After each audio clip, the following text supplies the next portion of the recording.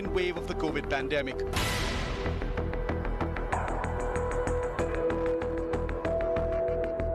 People running from pillar to post to save their loved ones was witnessed throughout the country.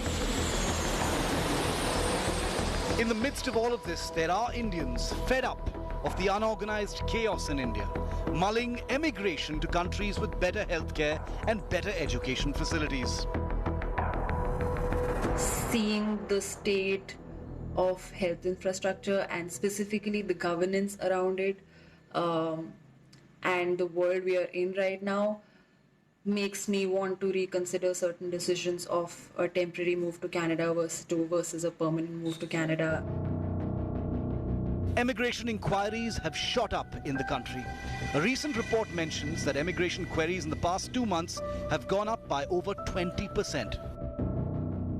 Many people have been calling me from a few months now who are keen to move out of India to other countries that offer a better infrastructure from a medical perspective, from an education perspective, and from a business perspective.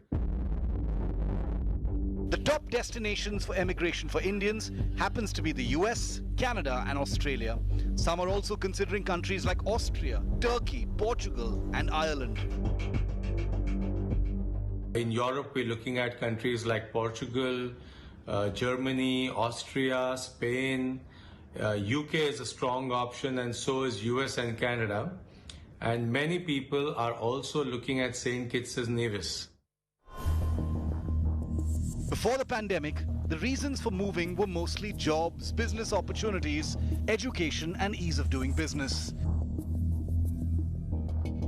But now, after they've lost so many loved ones and with the unpredictability of India's healthcare system, Indians are looking to move abroad.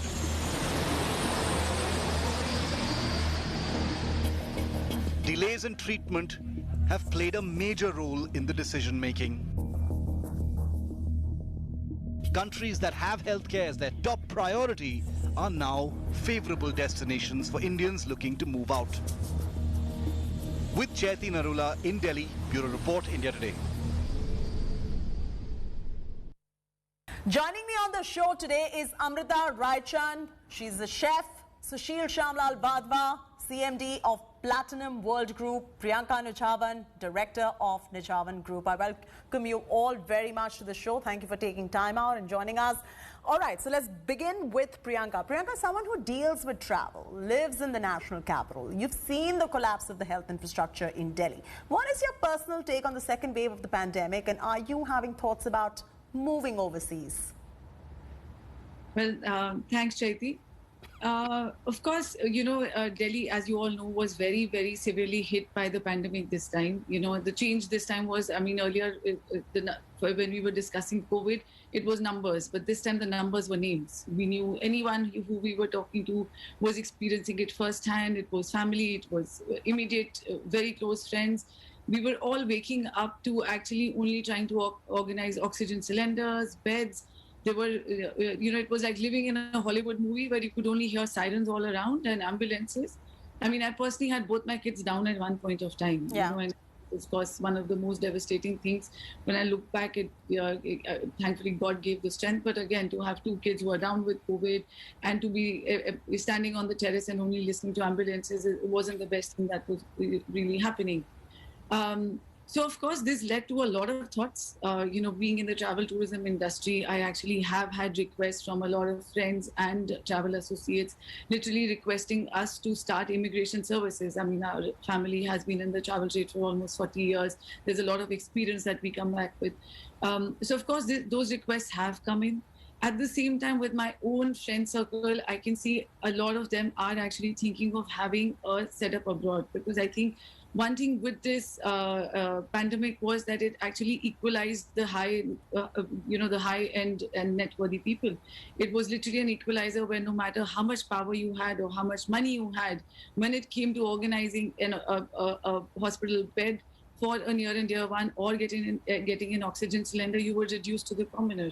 Yeah. So of course, this fear psychosis and things not being handled well Of course, we can blame whoever, we can talk about the state government, the central government, but the matter of the fact was we did not have oxygen cylinders and we did not have hospital beds. So this... Yes, you know, a lot of Indians are also fed up of this particular blame game. Whether do I blame the central government, whether do I blame the state government. So, Sushil, do you have queries of emigration up, and what do those queries look like? And even in your personal capacity, you live in South Mumbai, you're living with a wife and kids. Personally, what are your thoughts? What comes into your mind when you look at your kids, when you look at your wife, then you look at what is happening outside in the world? Do you feel like I should just go away to a greener pasture? Thank you, Chaiti, for having me on the show. First, I must say that honestly, living in South Mumbai and the place I am, I would consider myself living a fairly privileged life. And despite of that, the sort of collapse of the medical infrastructure and the sort of troubles that the people of this country had to go through, I was really disturbed to see what was happening. And to be honest, I've actually been considering moving abroad since more than a year now already. And looking at the way situation now is, in fact, in 2019, from 2019 to 2020, there were almost 7,000 people who already moved abroad from India, and these are all HNIs. And the number of inquiries that went up was almost 63%. And 2021, the number only seems to be going higher and higher. So I would be very tempted to move abroad for multiple reasons. One is, of course, that I would like to have better infrastructure for myself, for my family. When we drive out on the roads, on the city, there's a lot of construction work going on thanks to the metro construction and various roads that are coming up. So the whole city seems like a construction zone. And there's really no pleasure going for a drive anywhere because it's traffic, is overcrowded. So that's one of the reasons. Second is obviously the outings that you can have as a family. It's been almost 15 months. Life has not really been normal in this country. Everybody has been going through lockdown. There was a bit of respite in the middle, but even then, the COVID came back stronger. So now we're just back in the same situation, probably worse. For the education of children, I would say it's not much of a difference between the schooling here or say in a place like Dubai or Portugal. So that's not much of a problem, but it would be nice for them to be exposed to an international audience and children of various nationalities instead of only Indians. And lastly, I would say the business environment. In the last 1.5 years, or maybe even 2 years, from 2019, we're seeing a dip overall in the economy in India and the business environment. And plus the taxation is not really helping. You know, we've been paying crores of rupees in taxes from the last 18 years. We've been in business now as a company, 19 years now.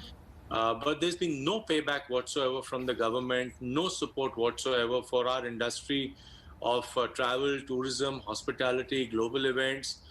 There's been absolutely nothing.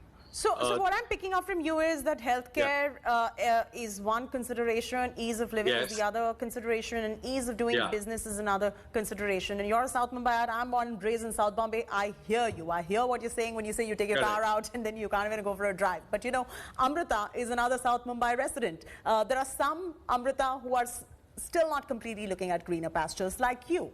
You know, you don't want to go overseas and you're one of them.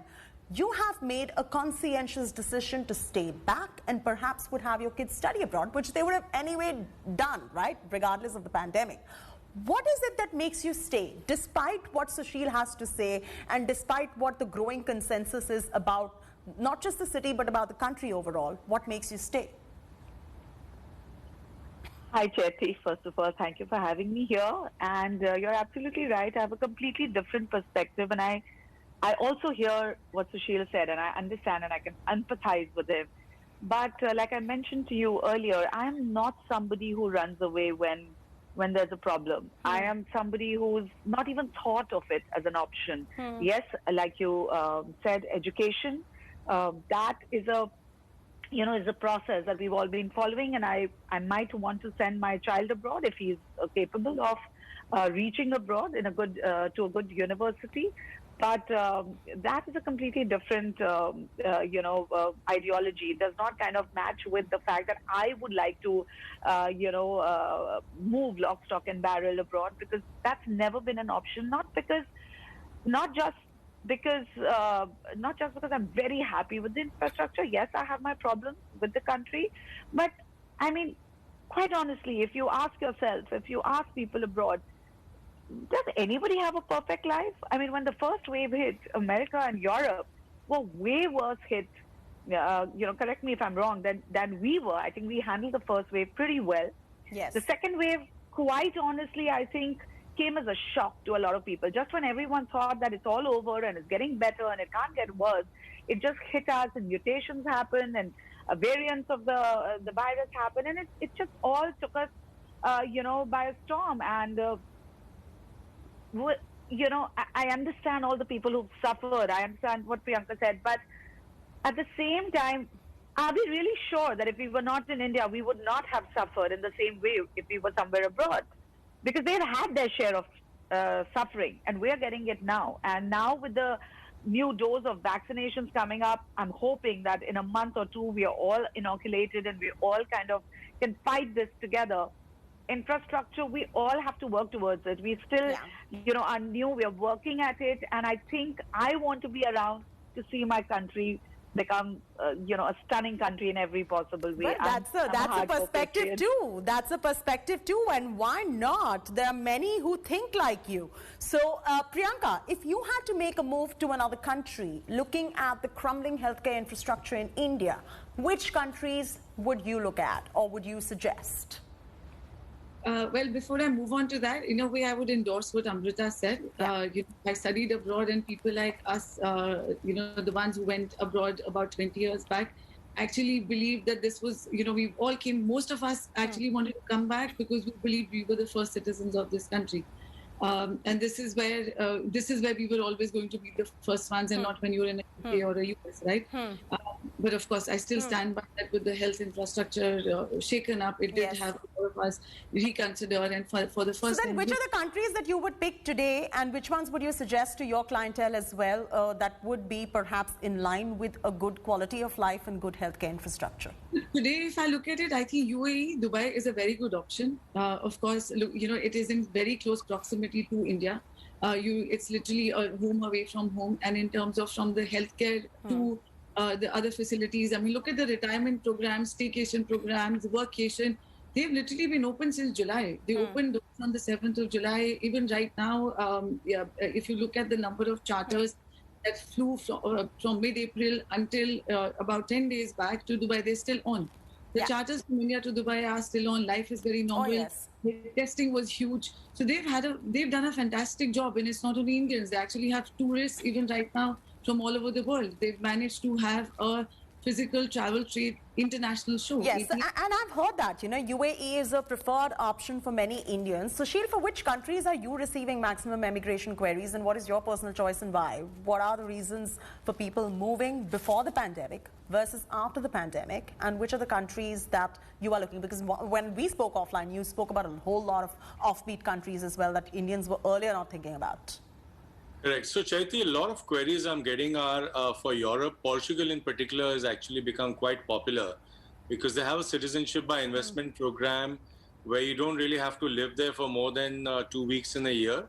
And after you get the citizenship, not more than a week in a year. So that's actually, and it's a beautiful country, beautiful weather through the year. And it's also the hub of the Aga Khan, His Highness. So a lot of Indian community is also coming there. But besides that, I would say UK is becoming quite popular as well because they also have a program where people can just move there and live and get a visa for like a work permit for as less as 50 lakh rupees investment, which is quite affordable. Of course, if you want a business visa, then we're talking about almost a 20 crore investment in one shot. And that's how it works. Dubai, a lot of people are looking at moving to purely because you don't, it's just like the extended part of India, it's how you want India to be at some point. If you're in Dubai, you don't feel like you're out of India. You just feel you're in It's the got the dream best version of of what East India and the should. best of West is what most people say, which is why this remains to be their preferred option. But moving on Exactly. from UAE, which are the other countries that you were talking to me offline about as well? And are you getting more queries about Canada, about US, about Australia, about other English-speaking countries, or even the offbeat ones that you were talking to me about? Yes, I was telling you about US, Canada, Australia, of course, all-time popular ones. But St. Kitts and Nevis has become popular. Grenada has become quite popular right now because these countries are almost giving you citizenship in a matter of 3 months after the due diligence is over. And it's just a matter of $500,000 US, and you can get your passport in a matter of 3 months or maximum 6 months if there's any delay. So these countries are also getting quite popular, I would say, right now. And if somebody becomes a citizen for Grenada or for, say, St. Kitts, they get a much more fast-track entry for US under the EB5 visa category as a St. Kitts citizen or as a Grenada citizen instead as an Indian citizen, where the waitlisting is almost gone to 15, 20 years now. So which is why many Indians are also taking that route, that they're becoming a citizen of St. Kitts or Grenada. And then if they want to move to US eventually, they take that route, and it's a much faster way to become a citizen of the US.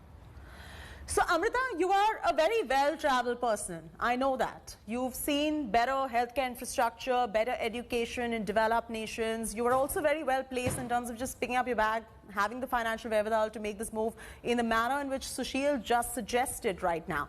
How would you compare? But you've chosen to stay back. I know that. How do you compare what happened in India versus other nations that you have the option of just picking up your bag, moving in the methodology that Sushil mentioned?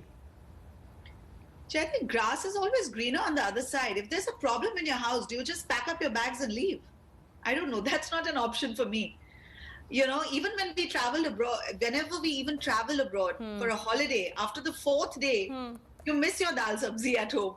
You know, after 10 days, you hear a Mere Watan Ke logo song and you want to run right back home. At least that's what happens to me. So I promise you, till you asked me this question, it wasn't even, you know, in the vicinity of my thoughts that I have the ability of picking up my bags and going. But to answer it more, in a more objective manner, I definitely infrastructure may be more, but look at the population of our country. Our population is a lot more than most of the, the UAE and, most of the places. So it is that much tougher here. But look at what we have. We have our staff. We have I don't mean to sound one of those privileged people, but we can't shut our eyes to the privileges that we have. We may have an infrastructure privilege abroad, but the kind of family support we have today, my son has the love and the, teachings of his grandparents that he can live with. Even people who are not privileged are living in, joint families. They have each other to help. They have friends. They have families. Abroad, most of the times, neighbors don't even know each other's names. So I think India comes with a lot more culture. There's a diversity. It's entertaining to be here.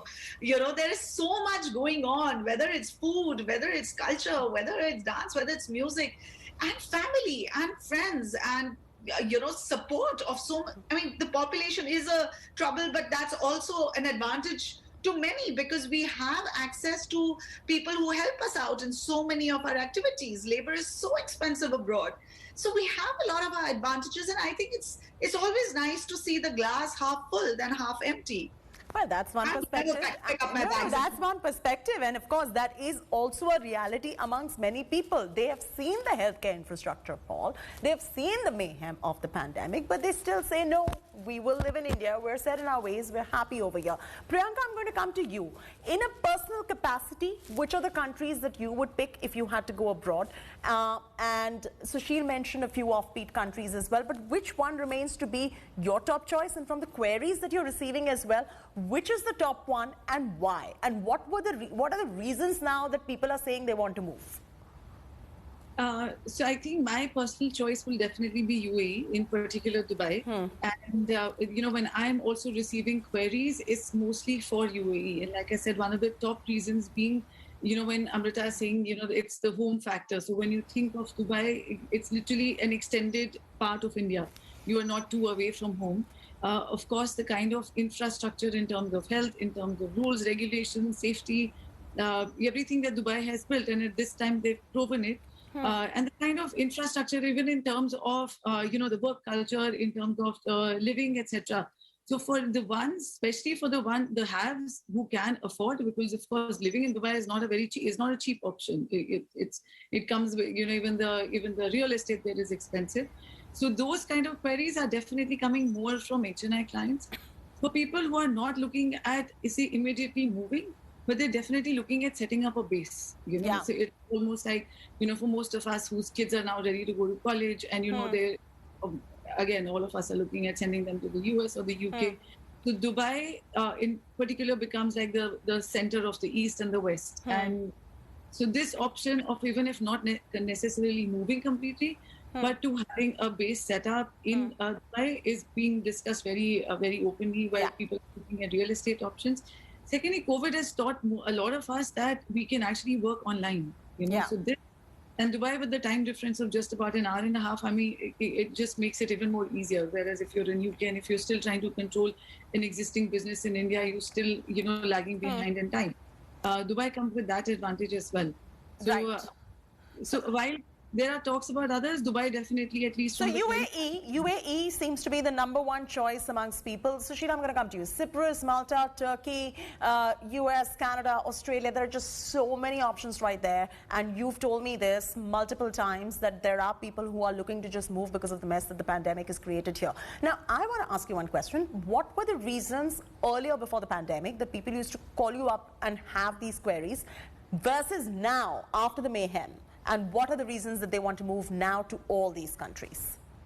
So before the pandemic, Chaiti, it was largely business-driven decisions, particularly taxation, ease of business, travel connectivity of the destination to various other countries. And to be honest, Dubai, Singapore, both of them scored very well on both these parameters, where it was easy to do business, it was easy to do banking, it was easy to set up a company or close a company.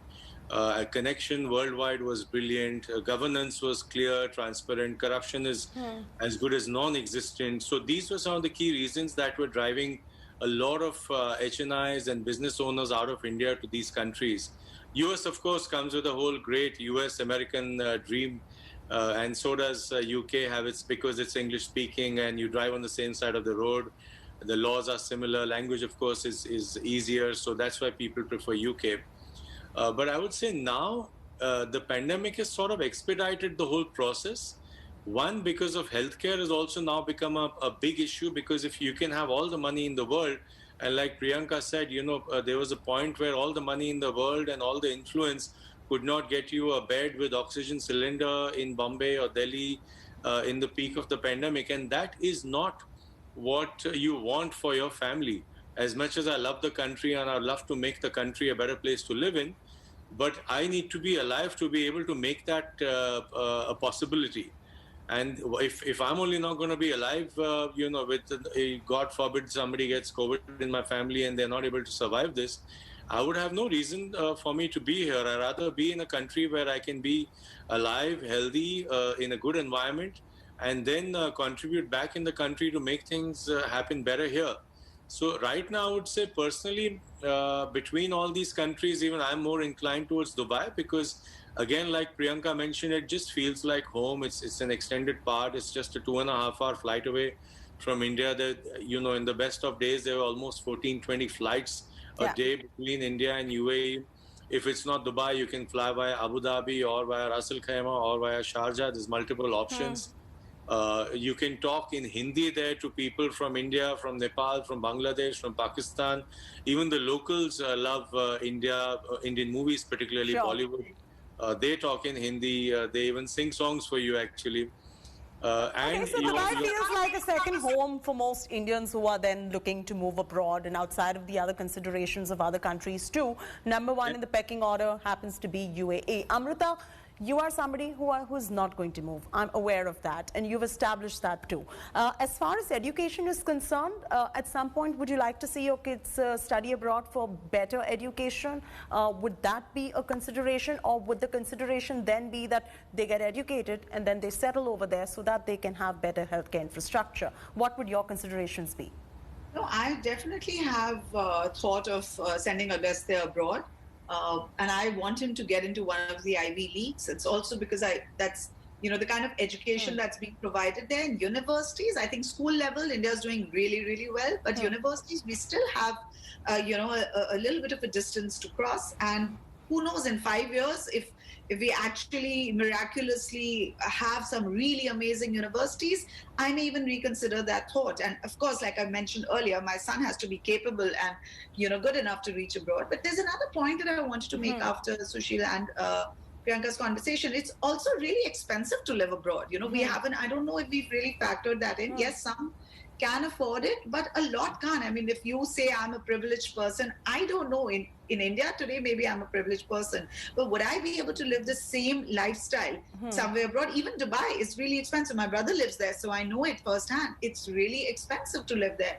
So it's not always what you would like to do. It's also what you would like to do comfortably. I think comfort and good lifestyle is also really important, and that's the only reason why I would like my son to go abroad to study, because I think the education system is amazing in America, even in UK, and I think if he can really get there and do something well, and I have one son, so I will make sure he comes back.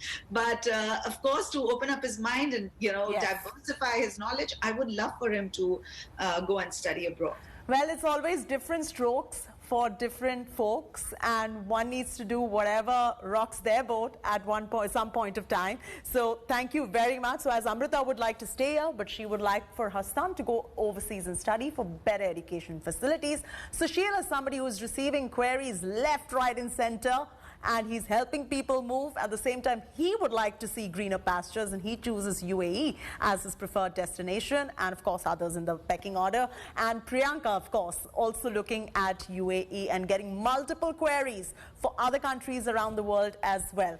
So with that, it's a wrap from me, Chaiti Narula. You heard it from three very prominent people on your screens right now, how they feel about the pandemic and the mayhem that it has caused and what they would like to do further going forward. Thank you for tuning in. Thanks for your time.